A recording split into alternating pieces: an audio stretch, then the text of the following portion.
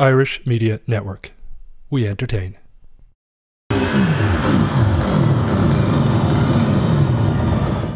Good evening, folks, and welcome to episode 10 of About Last Night. I'm Joe from the West Coast team, and again, I'm back down in Cork this weekend because I'm here in the River Lee Hotel to meet two very, very special members of an extremely iconic and legendary group, Hypnotic Brass Ensemble. They're playing the Opera House tonight. It's sold out. It's going to be a massive show, and I'm going to catch up with a couple of the boys before the show to see how they feel about being back down in Cork. Stick around.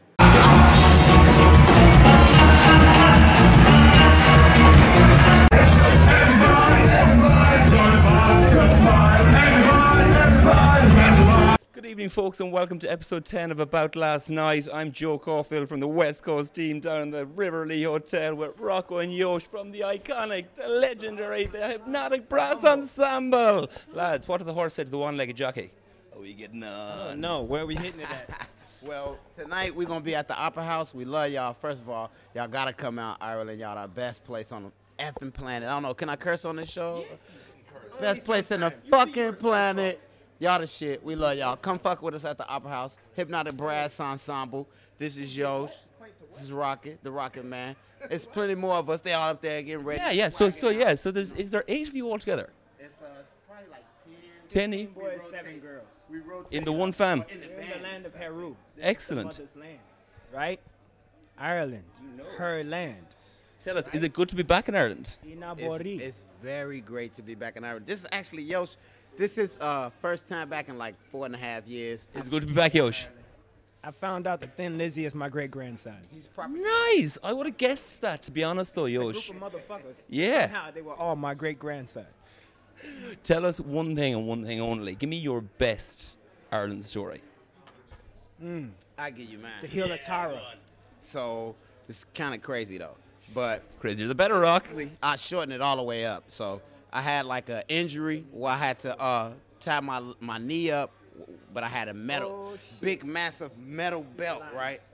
It's the one we laugh about. Belt, it was all tied up tight, super tight. My favorite jeans. Zoom in on his face. And basically, pain I embedded in that touched the he's cowl explaining his line, story. and it went right to the metal What? belt.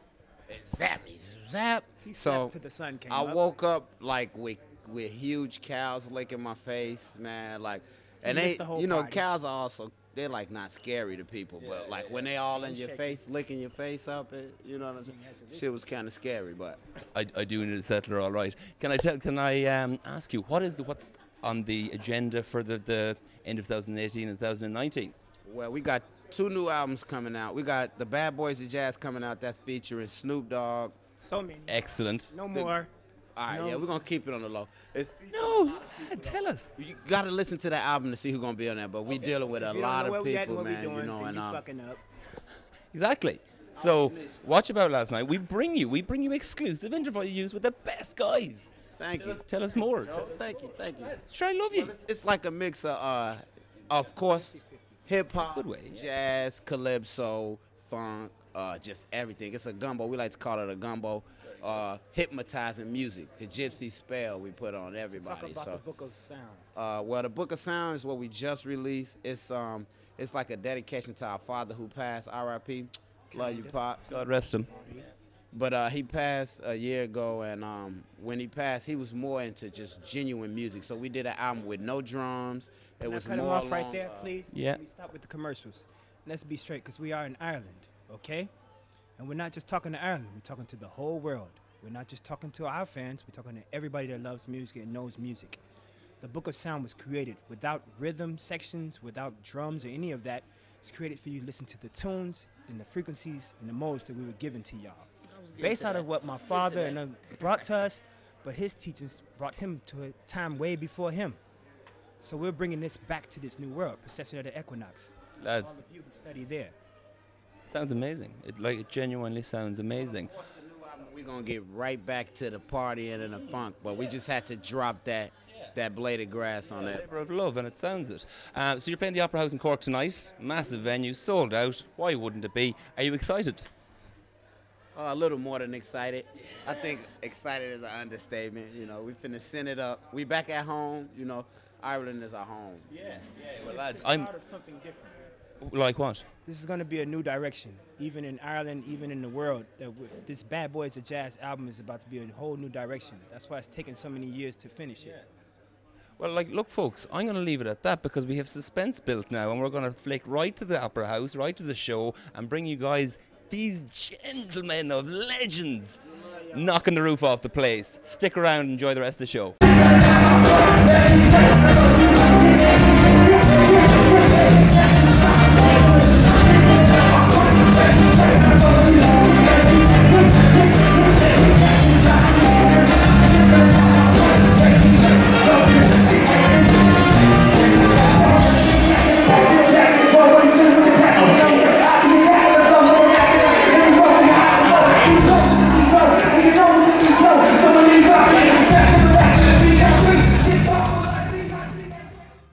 Welcome to another episode of About Last Night. We are here on South William Street outside Pygmalion, and we're going to be talking to the absolute boss in DJing, Greg Wilson.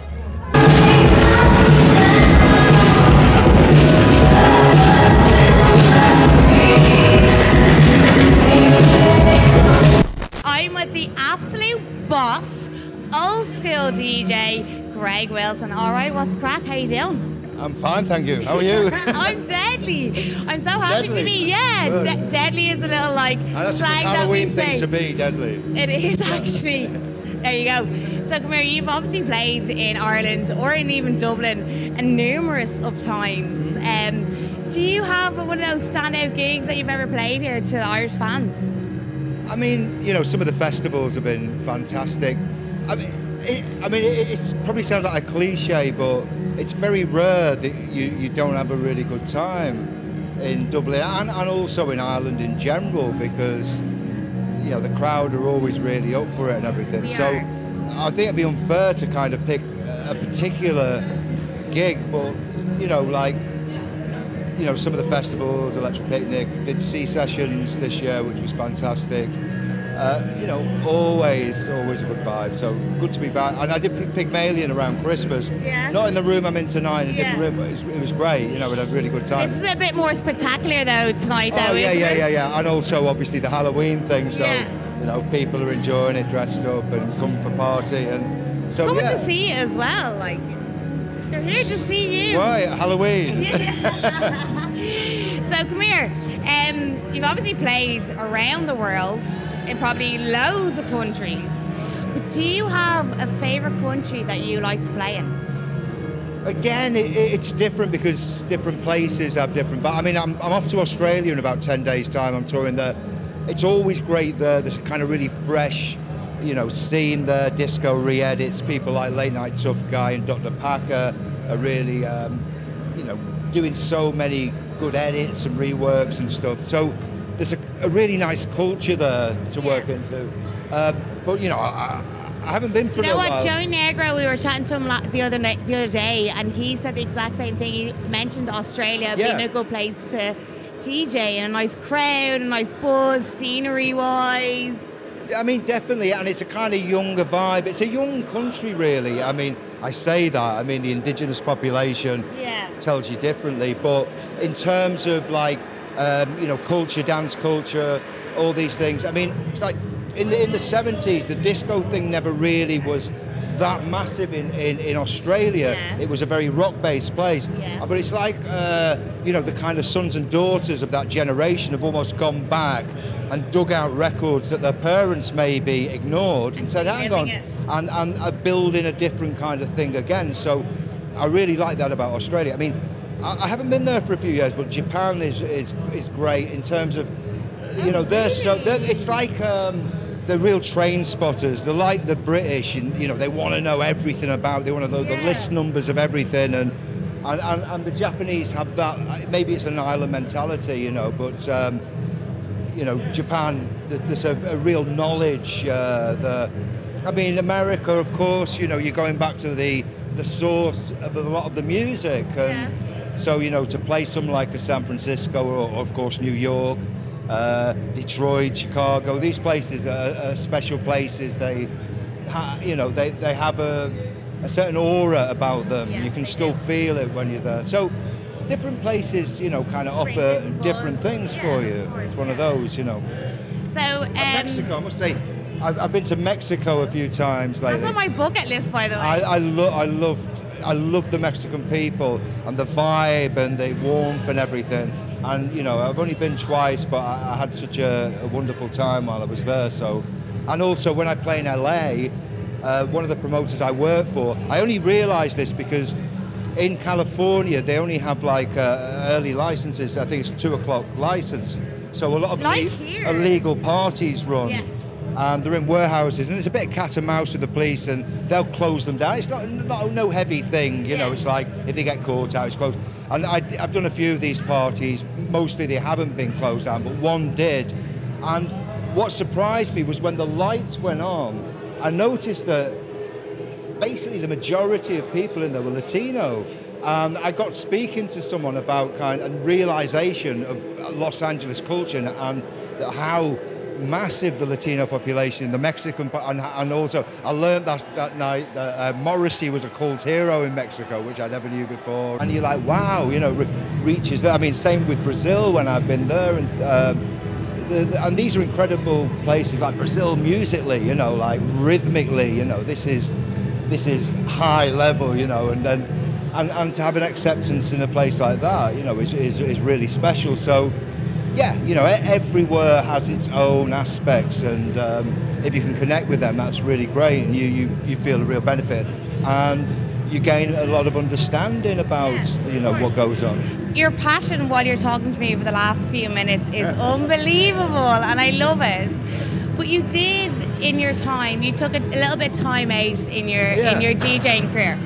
I did. Why did you do that? Because, I mean, it'd be very difficult to explain in a few sentences. You know, back then everything was so much different. I was living in a time where to play, for me being from Merseyside, to play in Birmingham or Nottingham was exotic. That was exotic as going to Brazil or Mexico now. So it was, you know, the world was a lot smaller. DJs at the time, it hadn't broken through where they could make the big money that they would make maybe 5 or 6 years down the line. And from the level where I worked and the scene that I was involved in, which was very much a black music scene, I'd reached the kind of top of that tree, and you know, it was like where to go next, and for me my next choice was into production and making records. And now it seems crazy because DJs make records, but back then it wasn't so much that, so I almost like came away from DJing to produce. And went down a different path with that, and it was 20 years before I came back. And so yeah, you know, did the right thing. I mean, it was crazy because I never even envisaged it happening in the first place. There were a couple of moments during that 20 years where maybe I might have come back in. I did a compilation album for a company, like electro compilation in '94, and I did a number of gigs around that. I did the one-off here and there, but that was it, you know. But all of a sudden, when I came back, it was like I was very fortunate that this re-edits culture had emerged, and that's something that I'd been doing before I'd stopped. So all of a sudden, I had a context for what I did, and everything organically came together, bit by bit, and it was a beautiful kind of transition from like working very underground level, it building, coming into festivals, doing compilation albums, traveling. Initially I went to Berlin, and then I went to the States for the first time. I'd never even been there before. And everything just kind of organically evolved. Okay. You know. I'm going to bring you back, right, to the Hacienda days. You're from Manchester. Like, this is one of well, I'm not the from most. Manchester, I'm from near Liverpool. Okay, sorry, I apologise. I got it wrong. Okay. So, but Hacienda was part of your time, okay? Yeah.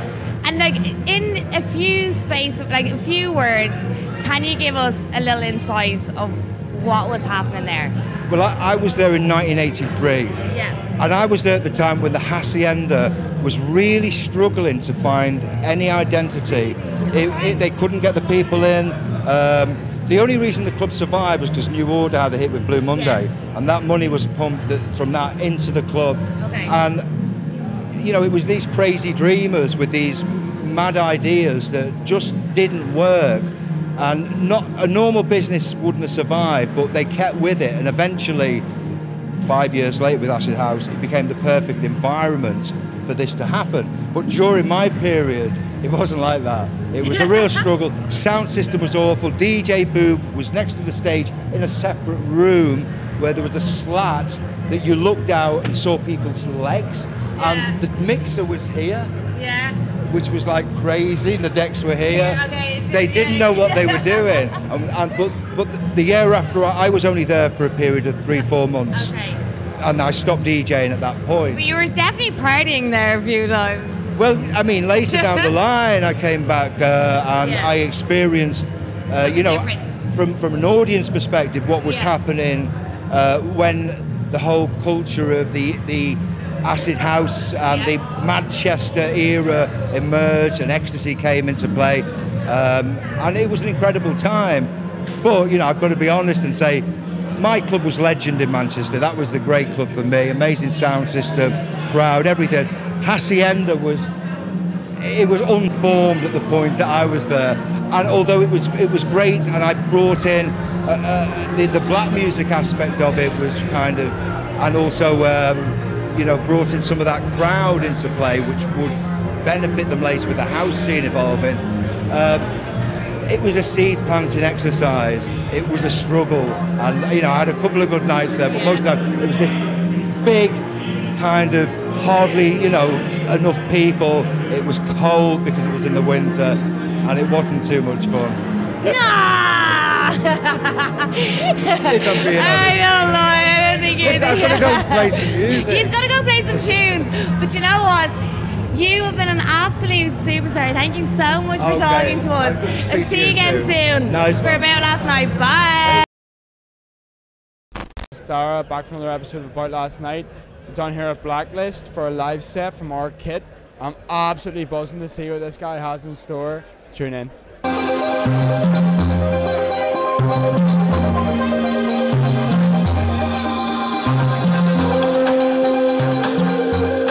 What's happening, guys? Down here at Blaklist with none other than R.kitt for his live set here this evening. How are you doing today, mate? Yeah, Grant. Yeah, just got out of the car, set up the gear in the midst of what seemed like a 40th. So how does that setup go? How long does that take you regularly? So like, it's usually, it kind of depends on the setting. It's funny, you know, when you're playing live sets in clubs, they're not necessarily built for them, you know what I mean? Yeah. And it's like, so a lot of time, you know, the promoter is not used to putting on live gigs, so it just depends. That was a pretty easy one. Yeah, it'll be interesting to have it in Blaklist. It's a very, very small venue, but it's going to be a very intimate event, which is going to be perfect for your kind of music. That'd be the kind of thing that you would prefer, would it be? Yeah, well, I definitely, like, you know, I definitely think that, like, I don't know, just from a personal point of view, I've always liked smaller club spaces because I think that it's just like, I don't know, I think like 150, 200 people is kind of like the most you really want. Yeah, it's really personal. You get like a real proper communal dance floor experience, and so, like, you know, sometimes it's deadly to play on bigger stages, like, you know what I mean, as well, you know, and that's a good buzz, there's no doubt about that, but like in like smaller rooms you can get a bit of a deeper connection. You've played a varying size of stages recently, so you played at AVA London recently. How was that whole experience and working with AVA throughout this year? Yeah, like I gotta give like massive, like in like the things, like I think AVA, like, you know, like it's obviously become such a big thing, but like they need to get like their props, because like the reality is, like, there is so much talent in Ireland, the whole country, like, you know, the whole island of, like, and it's like up and down. Definitely. It's like, but there's so little support sometimes in structure. AVA, like Sarah McBriar, who runs AVA, like she's like proper, like, got a vision, and it's like she's got her head screwed on, and also like you know, just like stays loyal to, like, you know, people who've worked with, like, she's worked with coming up, and like the amount of people who've come up through AVA. Yeah, it's like a big family. You can see a lot of people coming out as a result of AVA, for example. That's like Brayman Hamo, like Sally C now, Crombie, like, you know. Oh, they're huge. It's getting bigger and bigger. It's a big family collective now. And so, like, you know, that's actually such a rare thing. It's like, I wish there was more of that in the the industry as a whole. Yeah, in the industry as a whole, like, particularly in Dublin as well. Like, since sometimes you feel like there's, like, you know, you need that kind of vision. So, like, and I think that, like, the one thing working with AVA is you see that, you know, they're so, like, they'll stick with you, they believe in you, and that, like, that's inspiring to like, you know, keep on going, especially when it's like such a big. It's inspiring for up and coming producers. They can see that there is a way for people to do it. Yeah. Well, anyway, it's been an absolute pleasure having you today. I'm excited for your set. Thanks, man. Talk soon. This has been Dara for About Last Night. Just seen a killer R.kitt set. You should catch him next time you can. He's unbelievable. Don't forget to subscribe, and we'll see you guys next week. Thank you, Greg Wilson.